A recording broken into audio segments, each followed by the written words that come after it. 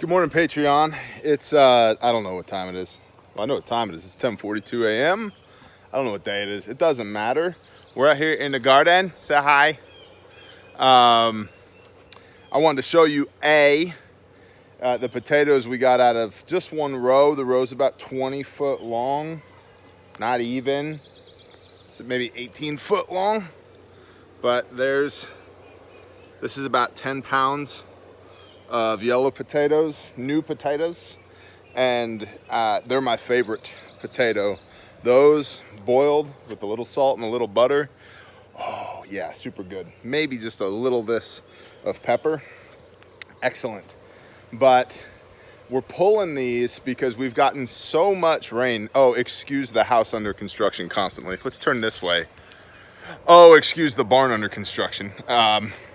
We've gotten so much rain here that our potato plants, not potato pants. That would be weird.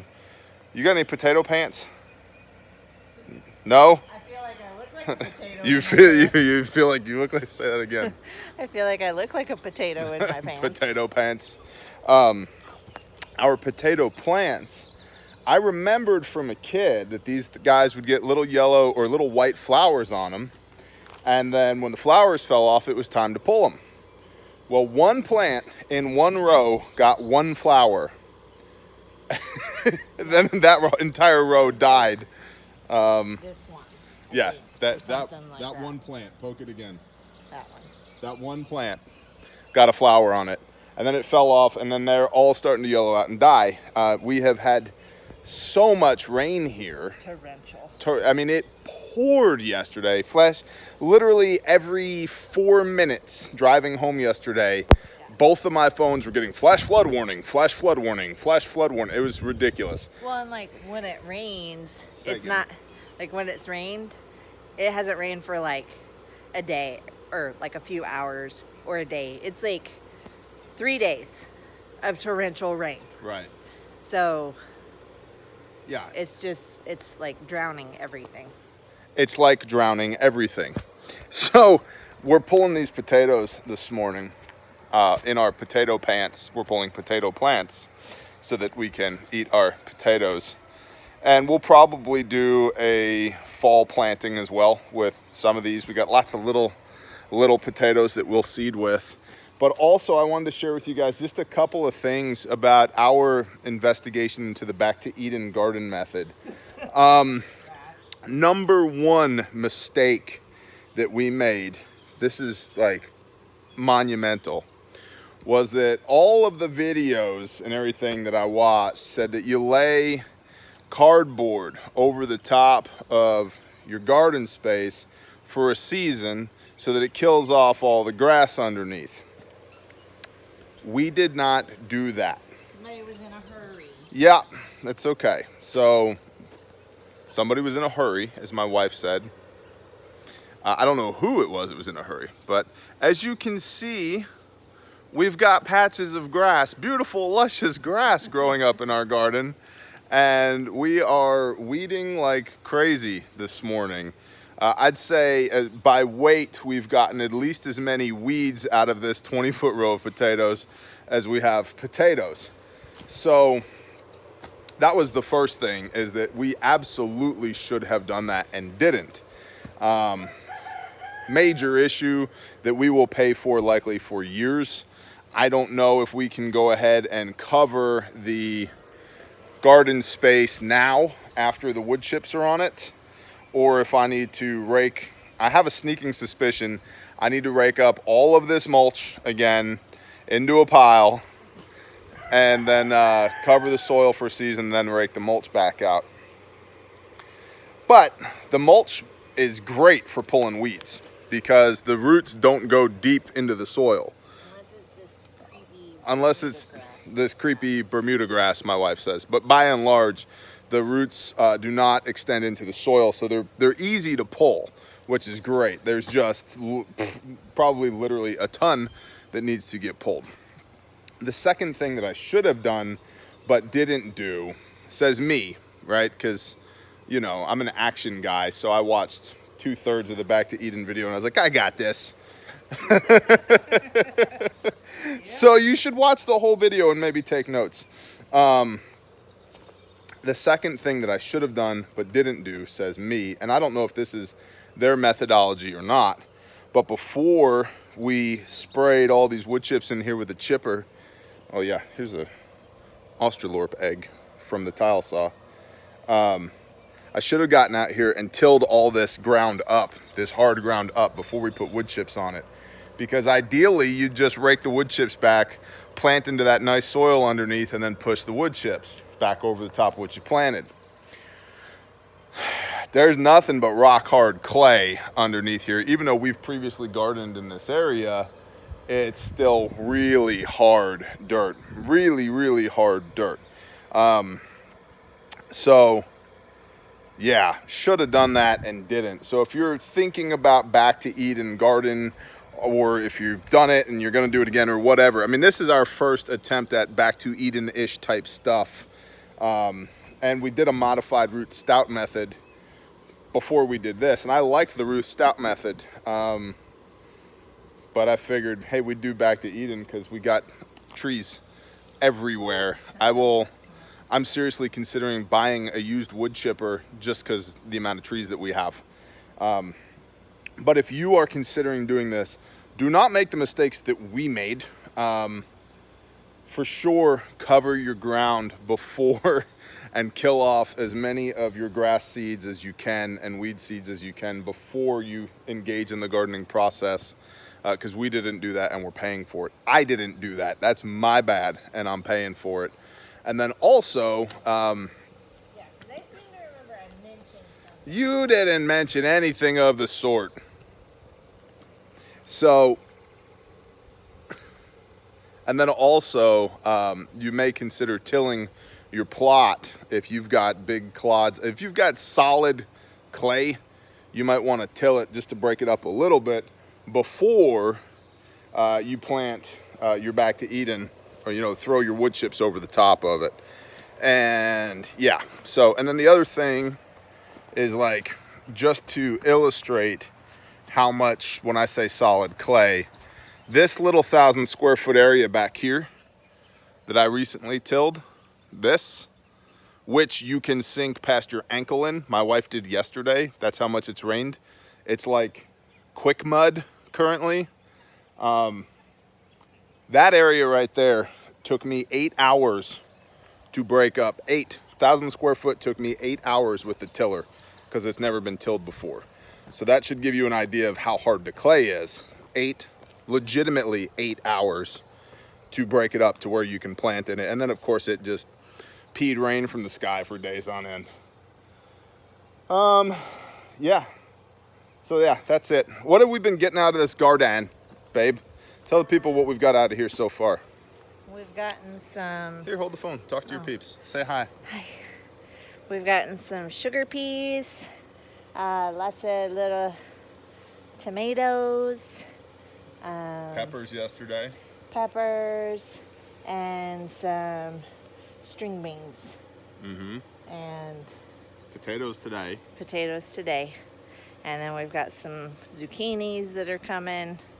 The rain knocked a lot of the buds off of them yesterday, so Yeah, because it wasn't just rain. no, it was like getting hit with a hammer. Disaster rain. Yeah, kind of rain. So, but our horseradish is doing really good, and the potatoes are doing really good, and our sugar peas are doing really good, and our peppers are starting to do really good.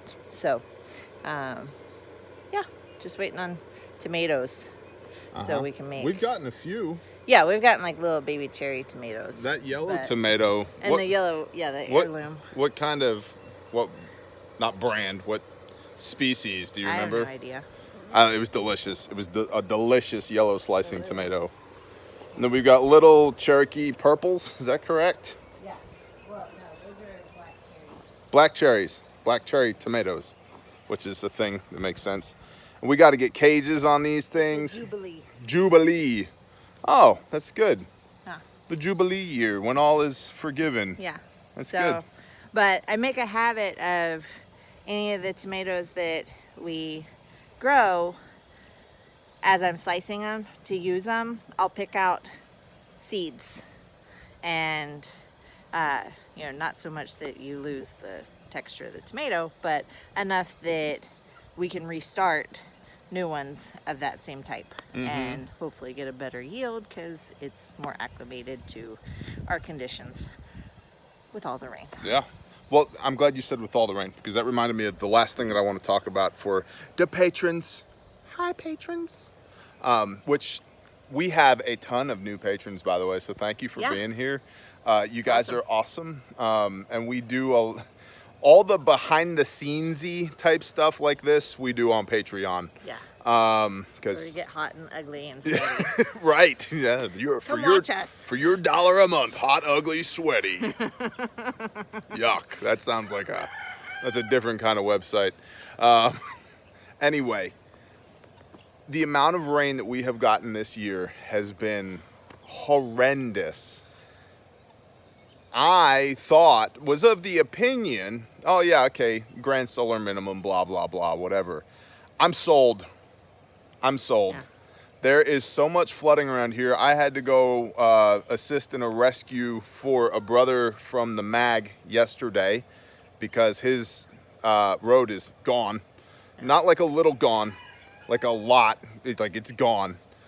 So I had to go assist with that yesterday. The culvert down on the other side of the hill washed out. The culvert on the other side of the hill washed out. Like, our road's half gone. There's a box culvert there, and you can see half the box culvert. But, you know, the Back to Eden method is great so that you don't have to water because it holds all the moisture in the ground. Well, when it rains constantly, it's not great. It's not great. Like, I've been less than impressed. Like, it's a great application if you have no water. Yeah. When you have lots of water, it's not a great application. Yeah. So it just gets soggy. It's like you have to dig it out from the plant so it allows the plants to dry. Right, so the plant can breathe. Otherwise it gets too much water. So we chose the Back to Eden-ish method because our soil is not ideal. So we figured we could amend it naturally and build good soil with the Back to Eden method. But we've gotten so much rain this year, and I think we're going to continue to. My buddy whose road washed out, he said, you know, when I built this this crossing that's gone now, he said the year after he built it, and I'm not OPSECing him, I'm just paraphrasing a conversation. He said the year after I built it, we got 100-year rain, and it flooded, and part of this washed out, and we had to blah, blah, blah, blah, blah. He said, do you know, this was like 8 years ago. He said, every year since then, we've got at least as much, if not more, rain than that 100-year rain that we got that washed it out. And he said the rain that we just got, it's gone. It's not washed out, it's gone. Like, it's gone. And so there's some empirical data, historical data. You look at all the rain gauges, you know. I was talking to another brother who said, look, I got a rain gauge that goes to 9 inches. He's like, I'm tired of that thing getting filled in between when I check it. So anyway, like, yeah, Adapt 2030. David Dubin, his whole shtick is we got to adapt to this grand solar minimum, increased weather activity, yada, yada, yada. Man, I'm really starting to believe it here. Like, it made sense here, but I'm really starting to believe it here as far as this gardening goes. I've planted gardens more or less my whole life. Grew up doing this, and it's not like riding a bike. It's like going to the gym. You remember the repetitions. There's some muscle memory there. But if you haven't been to the gym in a decade, you don't just get back in there and start slinging the same weights that you used to sling a decade ago. You have to work your way back up to it. And there's blood, sweat, and tears, right? It's not easy. And that's how it is right now for me with gardening. And truthfully, we're making a ton of avoidable mistakes. And part of that is because we don't have the time, but we do have the time. We've just chosen to spend it other ways. We've not taken this as seriously as we could have. And as a result, we've got, 1,500 square foot of weeds that we've got to address and 1,000 square foot of mud that I've got to do something about. And so all that to say, A, don't make the mistakes that we made. B, I really do think that this grand solar minimum thing, it makes a lot of sense to me, and the increase in weather patterns here, the change in weather patterns is very congruent with the theories of grand solar minimum. And the more and more I research that, Adapt 2030 and Christian at the Ice Age Farmer, the more I pay attention to that, the more food I buy, and we don't need more food, but the more food I buy and the more garden I plant. And then C, it's not like riding a bike. So if you used to garden and you're not right now, please start. If you have not gardened ever in your life, please do. Start figuring it out now. Start making mistakes now. Because if we had to live off of this garden plot right now, we'd be on short rations for real. Like, I think I'll get 40 pounds of potatoes out of here. That's great. That's great. What's that? 16,000 calories? It's not enough. So, yeah, just wanted to give you a little talk here this morning with what we're doing and show you some of our mistakes so you can avoid it going forward, so that your garden doesn't look like a grass plantation. Shalom, y'all.